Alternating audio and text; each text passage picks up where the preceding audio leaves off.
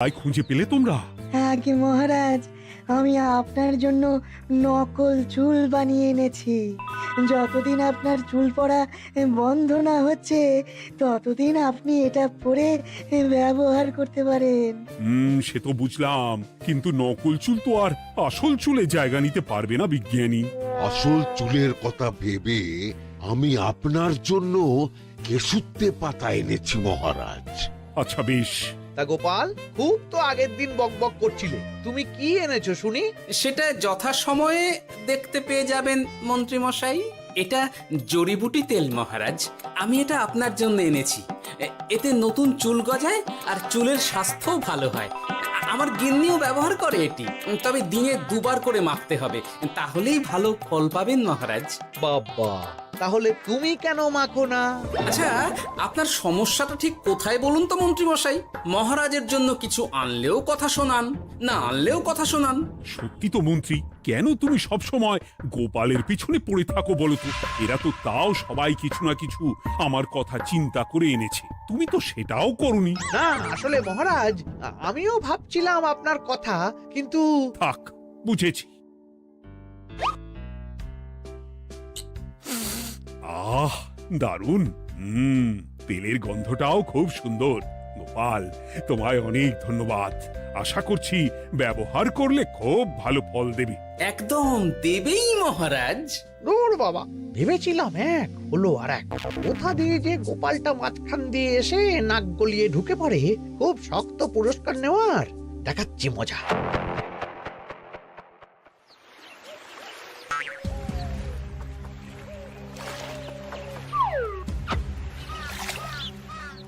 এবারে গোপালের তেল দিয়েই সব কিছু তোলপাড় করব।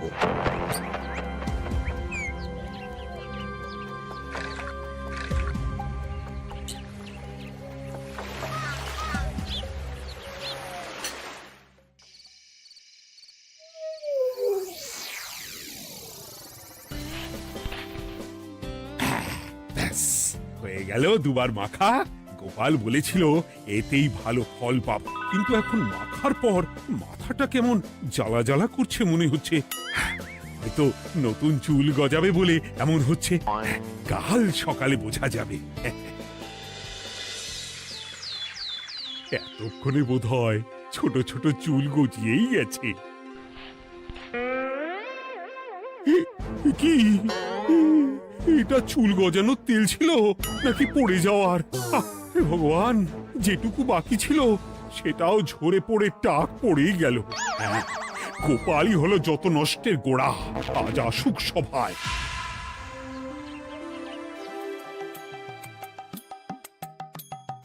এই যে এখন এলেন উনি। ও কি মহারাজ, আপনি এমন কাপড় মাথায় জড়িয়ে বসে আছেন কেন? তুমি আর এমন প্রশ্ন জিজ্ঞাসা করো না গোপাল, তোমার দয়াতেই মহারাজের এমন অবস্থা। মানেটা আমি তোমায় দেখাচ্ছি, দাঁড়াও। এই যে গোপালের দেওয়া তেল মেখেই আমার এমন হয়েছে, আর তার জন্য আমি তোমাকে কোনোদিনও ক্ষমা করব না গোপাল। বিশ্বাস করুন মহারাজ, আমার গিন্নিও মাখে এই তেল, কিন্তু এমন কিছু তো এখনো পর্যন্ত ঘটেনি। আমি আর কিচ্ছু শুনতে চাই না। আমার মাথা ভর্তি চুল আমি ফেরত চাই। যতদিন না আমার মাথার সব চুল ফিরে আসছে ততদিন আমি তোমার মুখও দেখতে চাই না। মহারাজ, আপনার কোনো চিন্তা নেই, আমি তো আছি। এবার এই সমস্যার একটা সমাধান আমি করেই ছাড়বো। কি ব্যাপার, মন্ত্রী মশাই এত লাফাচ্ছে কেন? এসবের পেছনে আবার ওনার হাত নেই তো? না, ব্যাপারটা পরে দেখতে হচ্ছে।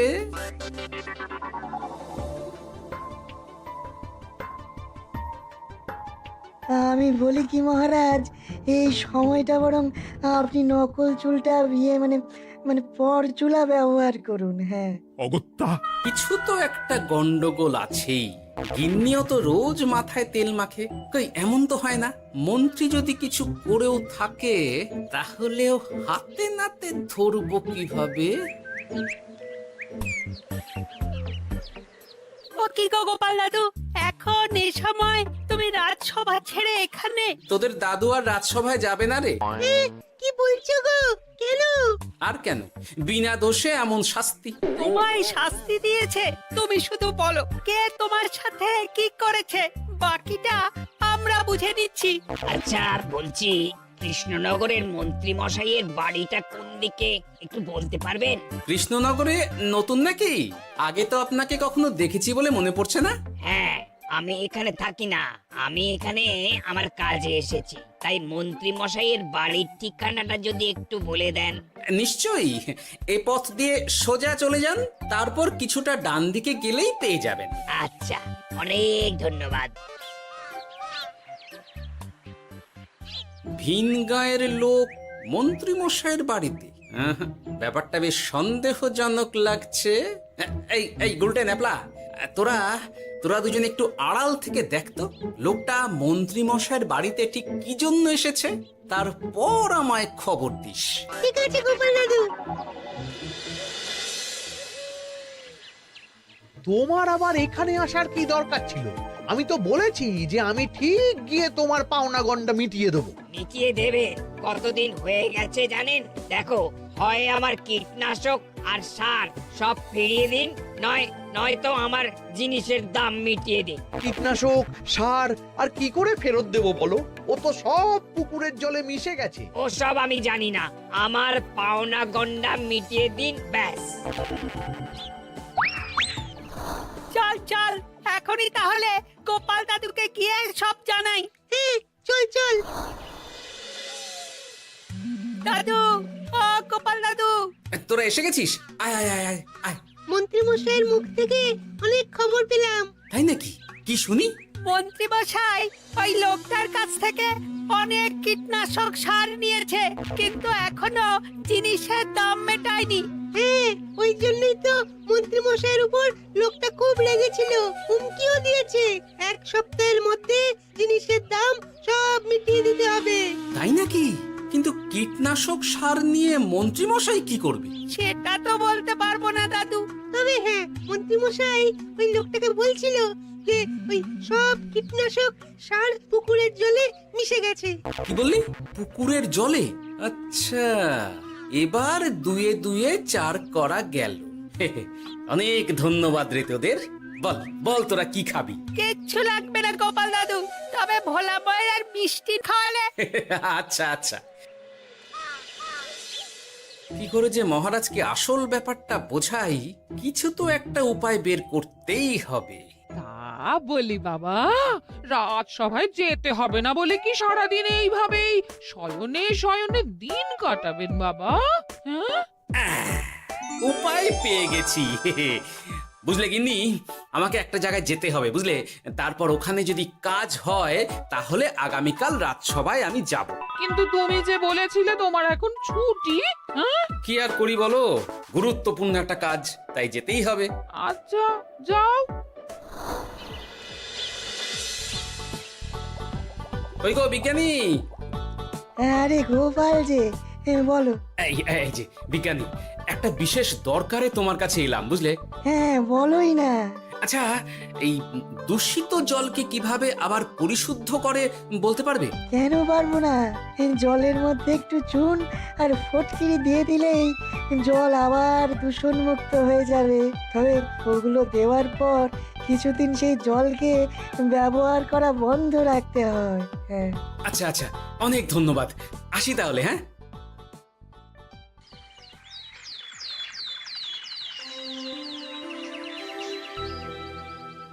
ছায়া পড়েছে, ছায়া পড়েছে, আমি বেশ বুঝতে পারছি তার ছায়া পড়েছে এখানে। কার ছায়া পড়েছে? আজকাল তোর মাথা থেকে অনেক চুল ঝরে পড়ছে, তাই না? আগে হ্যাঁ সাধু বাবা, আপনি একদম ঠিক কথা বলেছেন। ও বাবা, এই আবার কোথা থেকে উদয় হলো? আরে আমি একা গিয়ে সেই স্নানের পুকুর পরিদর্শন করতে চাই। যথা আজ্ঞা বাবা।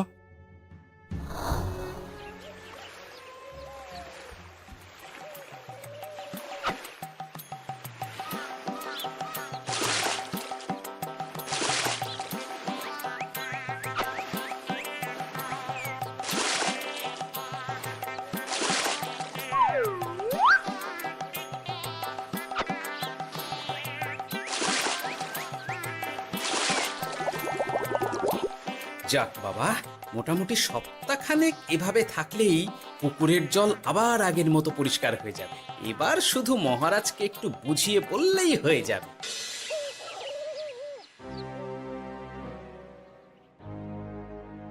কি বুঝলেন সাধু বাবা? আমার অনুমানটাই ঠিক ছিল। পুকুরের জলে কালো ছায়া পড়েছে, কুদৃষ্টি পড়েছে, তাই এমন হচ্ছে। সে কি? কি কালো ছায়া? যত সব বাজে কথা। জল দূষণ করলাম আমি, আর দোষ পড়ছে কালো ছায়ার উপর। তাহলে এখন কি হবে? চিন্তার কোনো কারণ নেই। আমি মন্ত্রপুত ভস্য ছড়িয়ে দিয়েছি। 1 সপ্তাহ ওই পুকুরের জল স্পর্শ তো দূর, পুকুরের কাছেও যাওয়া নিষেধ। তাহলে আমার মোহরের কি হবে? যথাজ্ঞা সাধু বাবা। ও কি তাহলে মহারাজ এতদিন স্নান করবেন কোথায়? সে কথা কাউকে চিন্তা করতে হবে না। মহারাজের ওপরে কালো ছায়া পড়া জল পড়েছে, তাই আগে সেটা শোধন করতে হবে। আমাকে তাহলে কি করতে হবে সাধু বাবা? আমার শিষ্য গোপাল আমাকে আগেই এই বিষয়ে জানিয়েছিল। আমি তার হাত দিয়েই তোর স্নানের জল পাঠিয়ে দেব। তাই আগামী 1 সপ্তাহ সেই জল দিয়েই তোকে স্নান করতে হবে। কি গোপাল? দেখছো তো মন্ত্রী, গোপাল আমাকে কত ভালোবাসে। আমি ওকে কত কথা শোনালাম, কিন্তু না না না না, কাল থেকেই আমি আবার গোপালকে রাজসভায় ডেকে আনবো। আমি আসছি, আমার কাজ হয়ে গেছে। আর হ্যাঁ, তোর স্নানের পুকুরের চারিদিকে প্রহরীর বন্দোবস্ত কর। কাক পক্ষীও যেন ওখানে প্রবেশ করতে না পারে। আচ্ছা বাবা, আচ্ছা।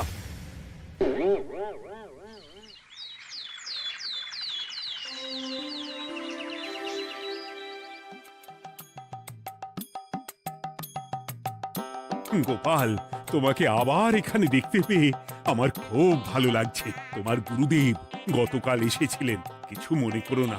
না বুঝেই তোমাকে অনেক কথা শুনিয়েছি।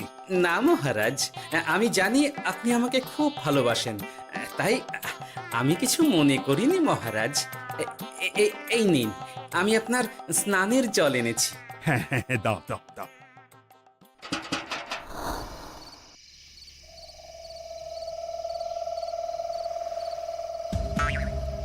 ও বাবা, পুকুরের কাছে যে গিয়ে দেখবো সে উপায় নেই। চারপাশে প্রহরীতে ভর্তি, তাহলে কি সত্যি সত্যি কালো ছায়া পড়েছে? ভালোই হলো, পাওনাদারকে বলে দেবো কীটনাশকটা জালি ছিল। হি হি।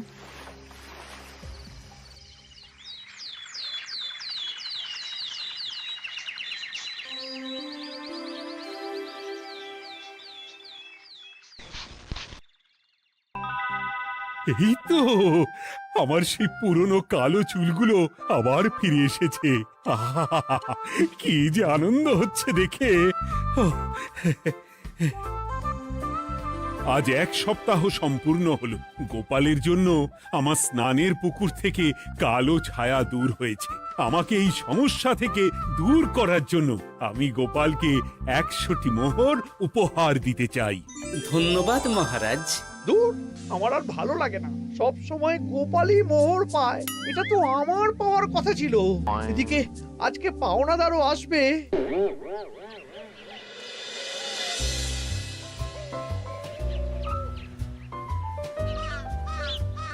গোপাল দাদু, ওই লোকটা এসে গেছে। আচ্ছা, আসছি। এটা তো মন্ত্রীর বাড়ির দিকে রাস্তা।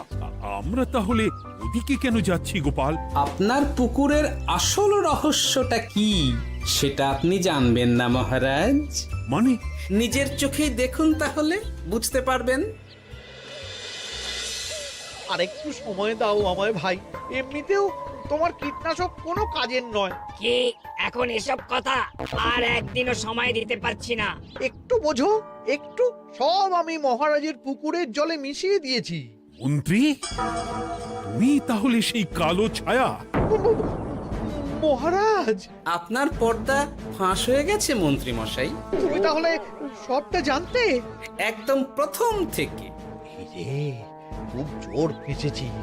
এদিকে পাওনাদার, ওদিকে মহারাজ, এখান থেকে কেটে পড়তে হবে। গন্ডগোল করে আবার পালানো হচ্ছে, তবে রে। বলো, কেন করেছিলে? মহারাজ, আমি ভেবেছিলাম আপনার সব চুল উঠে গেলে আমি আপনার কাছ থেকে চুল গজানোর ওষুধ দেওয়ার নামে অনেক টাকা লুটবো। কিন্তু সেই ভাবনা ভাবনাই থেকে গেল, সেগুড়ে যে বালি হয়ে গেল।